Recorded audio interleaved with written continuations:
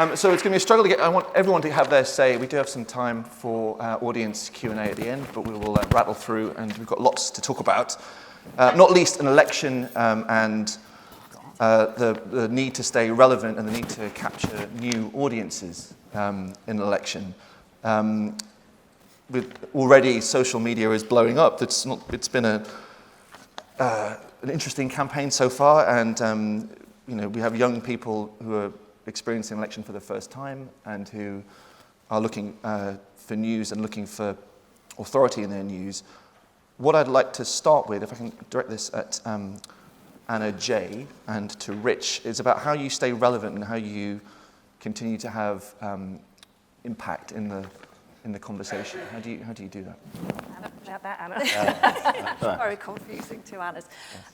Look, I think there has never been a more exciting moment to be in a newsroom than around an election. It's kind of what news organisations live for. And the day that it was called, I could feel the energy on the floor before I even knew it was happening. It was just sort of, this is the moment that journalists live for. And I think, obviously what we need during this democratic process is to make sure that we have got trusted journalism, human-created journalism, that people know that they can rely upon.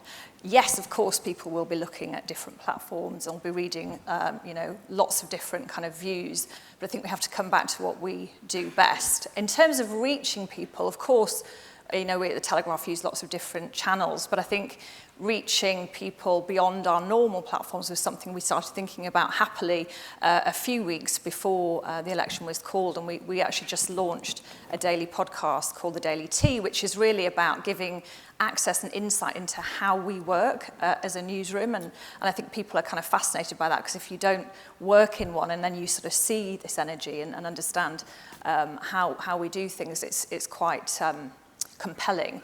And two of our very well-known journalists are heading that up, Kamal Ahmed and Camilla Tominey. And, sort of 10 days into launch, we had Rishi Sunak on the podcast. We'll have the other leaders there. They want to come and talk in places where they know they'll be given a fair hearing, and they know that they've got journalists who understand what they do.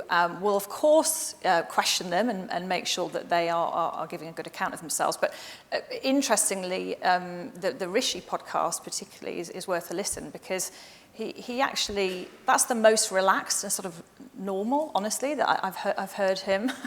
And I thought, I wonder why. It's because we gave him the time to actually be himself and kind of a bit of oxygen. So we're very, very pleased with that. And is it a growth? I mean, is an election a growth moment for you? Are you bringing in new subscribers? Absolutely. It's a really important moment, because I think it is a moment when people stop and go, I need to know the truth. I need to know that this has been fact-checked. I need to know that this is not just somebody's opinion. Of course, we do lots of opinion as well. But, more than ever, I think people reach for news brands in these moments. Yeah. What was it? No, I'm just kidding. Building on what Anna said, I think our brand, and I think all of our brands, are probably more relevant now than ever, because we have launched new products, and we've launched across, as you said, across all platforms. Still have the paper, the biggest paper here, and that reaches a certain demographic, but we also have invested for the last decade in the website, which is really big, and now we're the biggest on TikTok, and we're the biggest on Snap, so we reach younger audiences there. We had a focus group a few months back with young people, and they came in. Yeah, it was, and we said, asked them about the brand, and the comment that I think stuck with us was this young guy said, my grandmother loves your paper. She walks down to the market every day, she picks it up, she comes home, makes tea, and she reads every page. He's like, I've never picked up your paper. It's like, my mom's on your app every day. My hair could be on fire. I could yell, Mom, she wouldn't put it down. He's like, I don't have your app. It's like, but I see you every day on Snap, and I love what you do on TikTok. And that's okay. That's not just okay. That's what we love that, and we embrace that. So that, I think we have more relevance than ever to get those stories out. Dom, what about you and the Sun? What's the election mean for the Sun? For the Sun, it's look. There's a range. It doesn't sell copies of a newspaper. It does drive traffic online. There are bits of it that our readers are fundamentally interested in, but it's not at the exciting stage yet. It's getting close. So I think it's a couple of weeks away. I think we need to understand, and what we do best is articulate to our readers, what the policies, what each of the parties stand for, and that's not clear today necessarily what each of them really stand for and what their policies are. So I think we're going to come to an exciting part of it. But I think the challenge, I think just going to go back on the question you asked about, the relevance, because we're in a world of, with a possible rise of synthetic content, and what AI can't do is replace journalism, and it's moments like these, in elections like these, where, there is a potential for deep fakes, and I think, we're not seeing it yet, but there is a potential for it. There's already been one with Wes Streeting, right, the other day. There was a Wes Streeting video doing the rounds. So this is where journalism really, really counts. This is, is human endeavour. Journalism is human endeavour. It's not, artificial intelligence, and therefore I think it's probably more relevant now than ever before, with the rise of synthetic content, and the future rise of synthetic content, But for this election right now, we take great pride at holding the leaders to account. Yep. We've done that so far. Never mind the ballots. We launched a show with Harry Cole, our political editor. First two guests really were Rishi and Keir, and it's part of what we do. You're getting good numbers for that show. We get good numbers. We get good numbers because it's these are things that our readers are interested in. What impact is it going to have on my life? And that's what we want to make sure that we unpack and challenge the leaders as we do. And the Sun's made telling interventions in elections before. Are we going to get another one this time? Who knows? Exclusively reveal. We've got some time.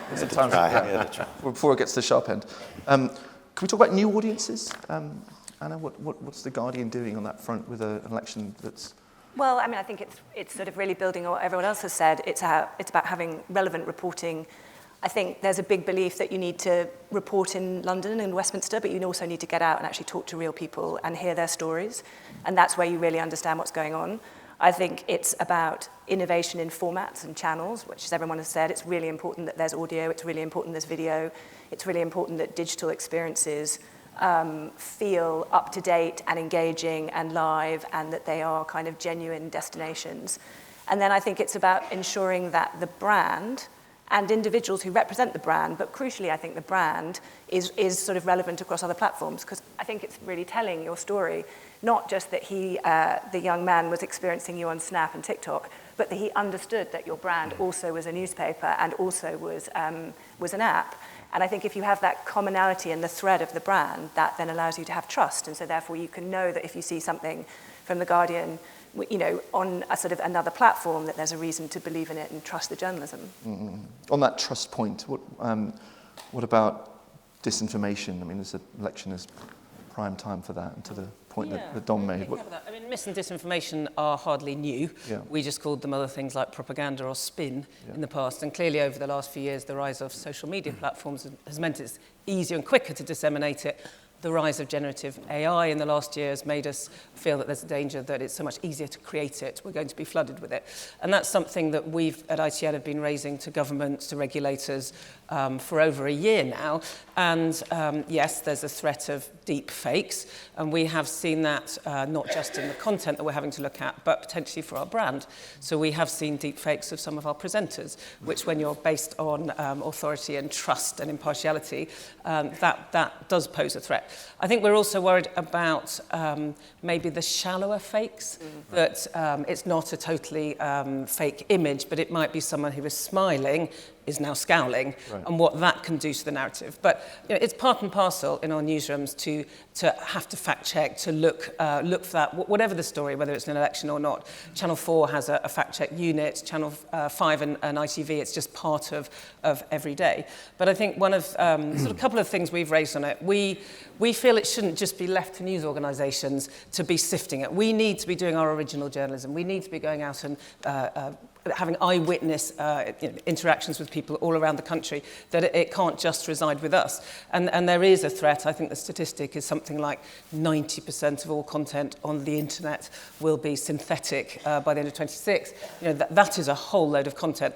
One of the particular concerns around the election for us, though, which we did raise, was come polling day, as you'll know, broadcasters have to stop doing TV news when the polls open.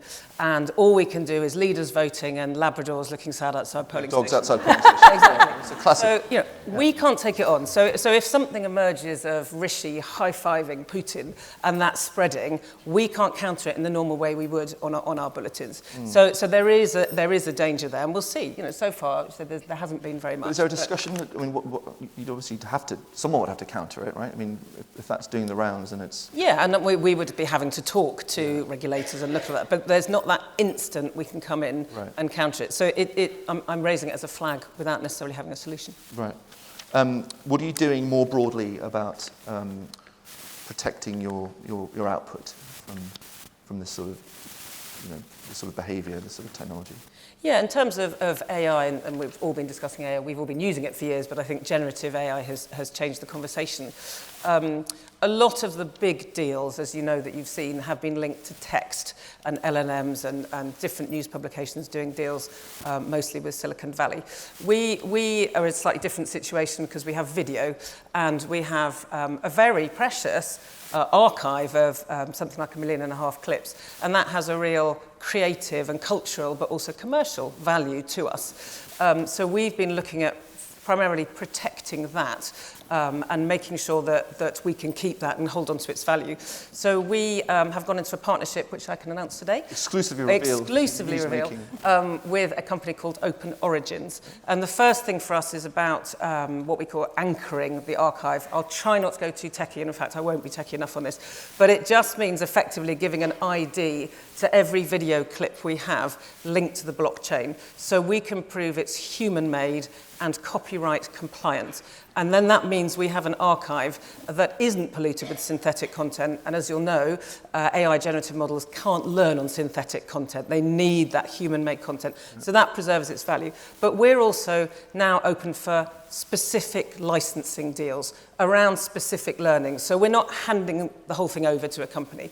But these are hypothetical. But say a medical institution is trying to do some work on eyeballs and better surgery around eyeballs. They might want to look at 10,000 eyeballs. We can serve that up. Somebody might want to be doing some work around accents. We've got a load of accents in our archive. Similarly, you might want to look at weather patterns around clouds. We can serve that up. So it's a way of dipping our toe in the water. We think safely. We know who we're working with. We know what the outcomes will be. And we're working with a small British company rather than one of the tech giants. So it's an understanding that video will become more and more important, and we're trying to get ahead. So this is a small British company, Open Origin. Other bigger Silicon Valley companies are talking to lots of publishers. They've done licensing deals with News Corp. They've done one with the FT, Axel Springer and others.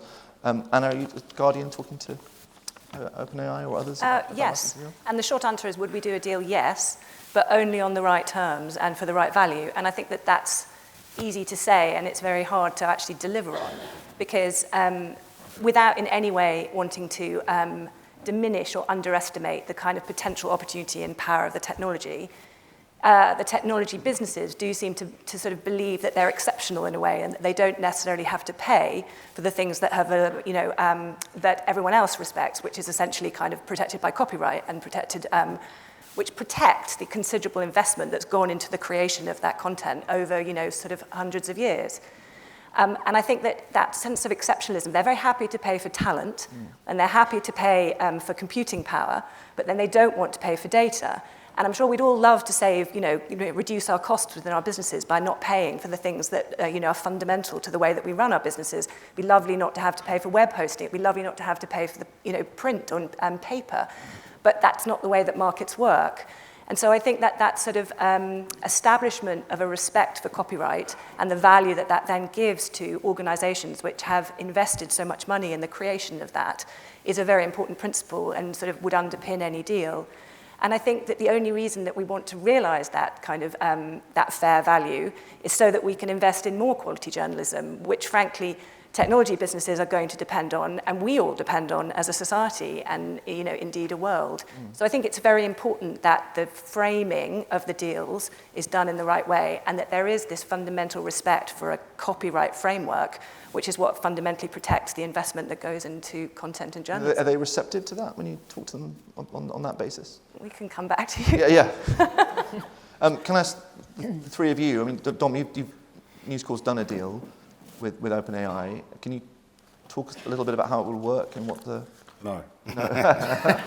But what I would say, I think there are three elements that you look for, and control, I'd say, is one of them. I mean, ultimately, if you look at all of our websites, there are companies crawling our websites. We don't know everything that they're doing. So I think control is really important. Let the publishers control the access. Transparency, I think, is really important. What are you doing with our data and our content, and how are you using it? And then accountability. We as publishers are 100% accountable for everything that we publish. The AI companies are not. And therefore we believe there should be accountability, and it comes back to regulation, that it doesn't matter what colour the next government is. This is a really important point for any government to take on about copyright and our IP. This is huge investment for us. It is really important for society, and it needs to be protected. And Anna and Rich, should we assume that, like Anna and The Guardian, that you guys are in talks and there'll be a deal at some point, or there'll be some sort of movement? Look, I hope so, and I agree with my colleagues. I actually feel pretty hopeful about it in the future. I think there are some established rules in other sectors that we can look to. I was actually on the board of Universal Music for a few years, and the music sector has sort of already been through this and has sort of proven that actually the IP, the creators who created the music, or in our case, news content, has to be rewarded for it, has to be paid for it. I don't think you can any longer say, well, in that case it was, well, we're driving fan engagement. Well, sorry, no, somebody's actually created this. So I do feel, if you look at what happened with Universal and TikTok, they're just a little bit ahead of us. And so if I look at it through that lens, I actually feel optimistic, and I also feel optimistic about the fact that they have to do deals with us, because if you think about what people will be looking for, you started the panel talking about the election, what will people be using their ChatGPT for? To say that they're asking questions about what's happening today, what's culturally relevant, what's happening in the election, what's happening with their lives, or the weather, or whatever it may be. Those are the things we're actually interested in on a day-by-day, minute-by-minute basis. And who is actually producing that? Well, the people who work with us. So I feel cautiously optimistic. Oh, good. Yeah. Rich, what about you? I agree with what my colleagues or competitors or whatever we are today said. And it was very collaborators. She was very eloquent about what we're looking for in licensing deal, and as were Dominic and Anna. But I think about the other aspect of it. I fear that whatever payment comes about is not going to be enough to save the industry, or many of the participants in the industry. And I also think we haven't talked yet about the negative aspects of it, and specifically the taking of the traffic, right? So generative AI answering questions in search. That's going to be devastating for some publishers who are very dependent on search. They were dependent on social, and that's kind of gone away. And if you don't have direct traffic, you're in real trouble. We're very fortunate that people come to us direct to the homepage, or they open up the app and they see a lot of pages when they do that. But the sites that are dependent on search are going to really struggle. Yeah. And I think I don't think they're going to get enough from licensing. So I want to come back to that, but just before we do, just on the point about the deals with the AI platforms, I mean, are we seeing history repeat itself in the first wave of social media platforms who came and wrote checks and were very keen to work with publishers, and then gradually that money kind of went away, or most of it's gone away? I mean, is there a fear? Is that a legitimate fear, do you think? Was there checks? Yeah. Yeah. I think what they promised was referral traffic, and their it was value bring us audiences. was about audience, yes. that was, wow, how it started. And for many years, we all enjoyed that. And to be then it got Facebook downgraded it to nothing, right? I mean, and They removed news. yeah. Can we expect this round of partnerships to be more long-lasting and more durable than? I think everyone has learned by, the sort of the last 10 years, mistakes, kind of, good choices. And I think everyone has a greater understanding about the importance of really standing up for and arguing for the very real value. And I think everyone's more realistic about what the value exchange really is. I think, Dom is right, that the first value exchange was this idea that you could give away your kind of content in return for this incredibly valuable audience, and that you would then be able to realize a return on that. I don't think anyone believes that anymore. Yeah. And so therefore, the robustness and the rigor with which the partnerships get negotiated is going to be very important to make sure that that value exchange is fair. Yeah. So back to the disintermediation question. So you mentioned, Rich, that that an AI will answer a question, will answer a search query with a summary. That is on the way, right? I mean, the new AI search tools all do that. Yeah. How big a moment is that for publishers? Well, it depends on how dependent you are on that traffic. Yeah. If you are, I think you're in a bad spot, because it's very difficult now to build direct traffic.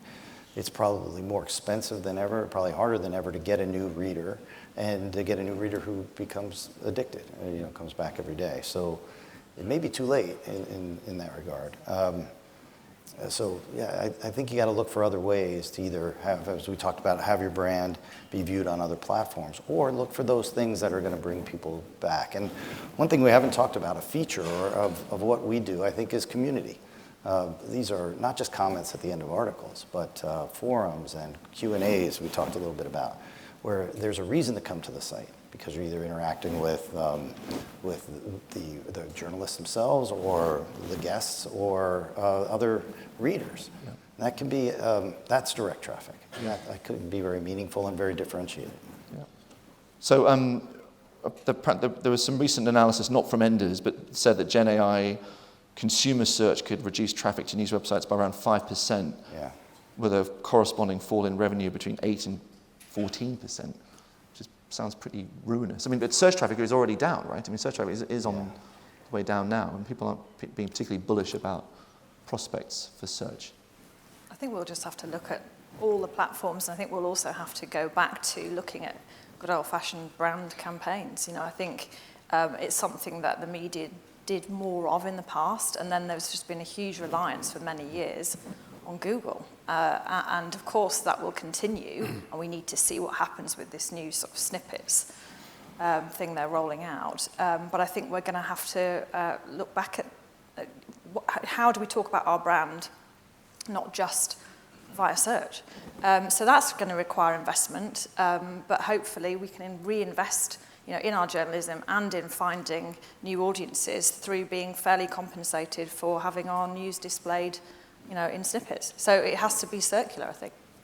I think if one of the risks is, and this is where you run a risk in democracy, the atomization, that could happen through Gen AI and using Gen AI in search means you only find the things that you're particularly interested in.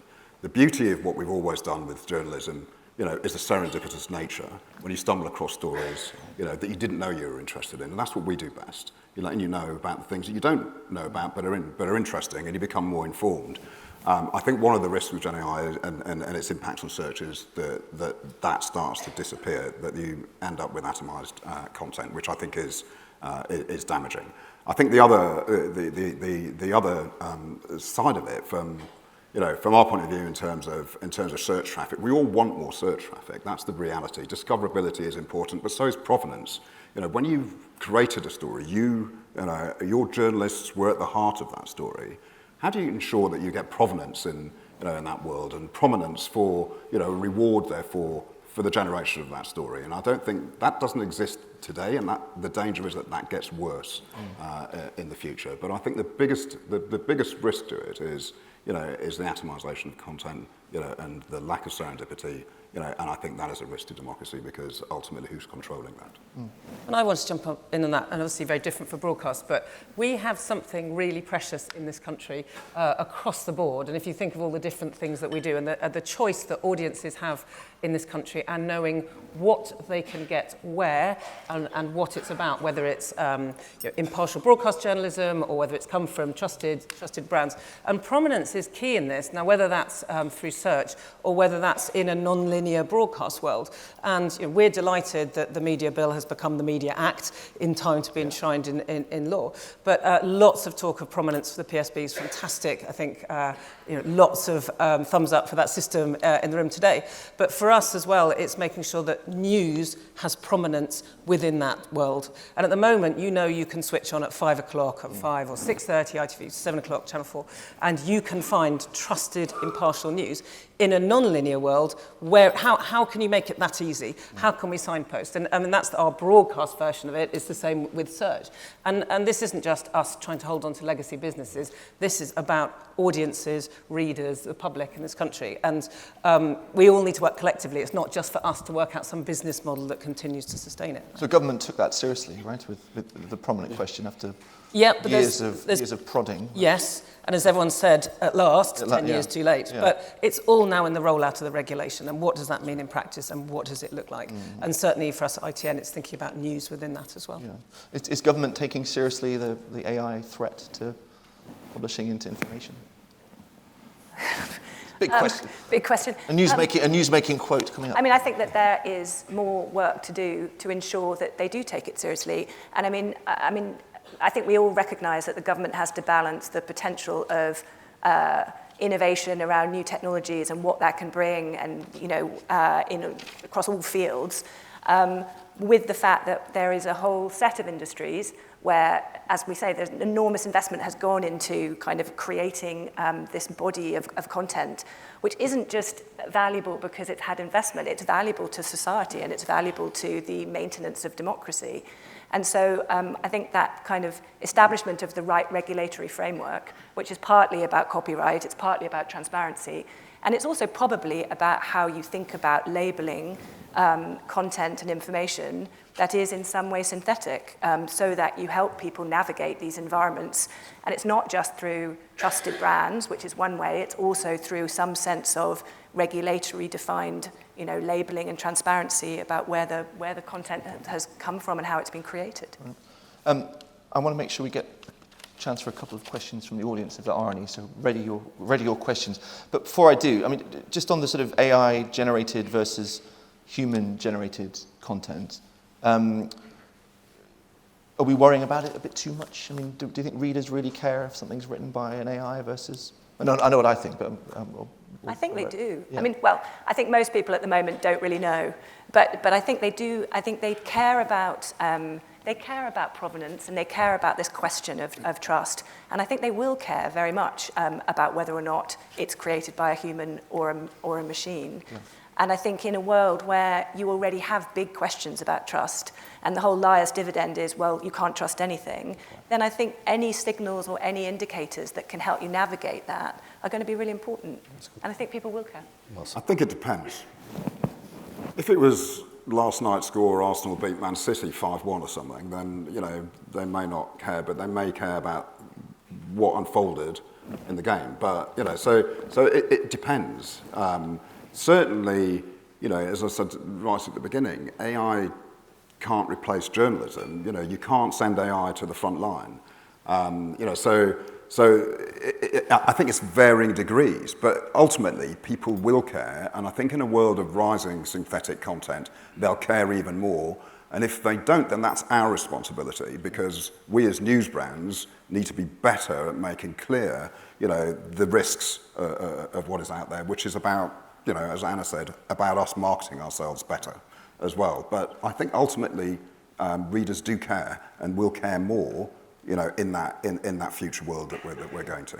And I would say our most impactful content is still eyewitness journalism, when you go in with the Trump supporters into the White House, where you go and sit in somebody's flat where they're having a terrible time, where you put people at the heart of the story, and AI doesn't replace that.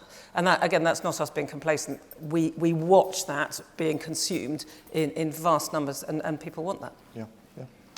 Okay, are there any questions from our very large audience? I don't think we have some mics somewhere. There's one over here I can see.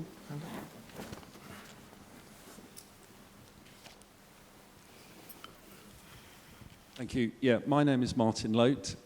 These days I'm a bit of a pluralist, and one of the things I do is advise a company called Synapse Media, which is setting up a marketplace between the PR industry and the journalism industry, kind of a right move or auto trader for people pitching stories, for people writing stories. And we did a podcast recently with the head of AI at NewsQuest, the regional publisher, and this is in the topic of AI generating stories. And they have a model there which is a kind of like a reverse sandwich model where the bread and butter's in the middle and the meat's on the outside. And the way they do it is a journalist tastes the copy originally and sees whether they want to run the story. Then they employ or can employ an AI to do background research, ordering data, quotes, getting it in the style of the newspaper in terms of how it flows through. And then a journalist, the other end, checks it before signing off and putting it into the publication. So AI is used, but journalists too, either end of the process. I wonder what the panel thought their own journalists would make of using that in future. So I think that's like a tool. So, journalism, it was always, what AI does has been in the newsroom for a long time. What Gen AI is enabling us to do is to be a lot more efficient about what we do. I think there's a difference between using the tool to enable you to do more journalism, and I think that those tools are increasingly being used and will dramatically change the workflow of the newsroom and drive more efficiency. But there's a difference between that and having AI write content. I think you can have AI summarize a piece of content that has been written, but human oversight is fundamentally important and it cannot be replaced. And I think that's fundamentally what's important about what we do as a human-generated media. Awesome. Okay. Any other questions before I... There are not, so I'm going to call it a day. Thanks to my wonderful panel for a very interesting discussion. Thank you very much.